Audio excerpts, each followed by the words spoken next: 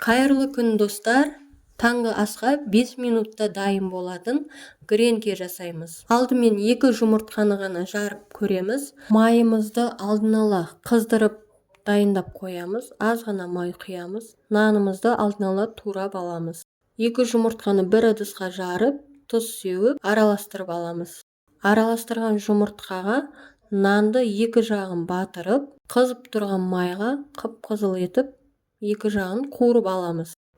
Таңғы асқа өте тойымды әрі тез дайын болады. Және наныңыз сәл қаттылау болса, осы гренкиді жасап жіберсеңіз, наныңыз жұп-жұмсақ болып желініп кетеді. Видео ұнаса, лайк басып, комментарий жазуды ұмытпаңыздар. Достарыңызбен бөлісіп отырыңыздар. Қазақша каналдың дамуына қолдау көрсетіп, тіркеліп кетіңіз. Достарыңызбен бөлісуді ұмытпаңыз. Назарларыңызға рахмет. Егер жасап жатсаңыз, комментарийде бөлісуді ұмытпаңыз.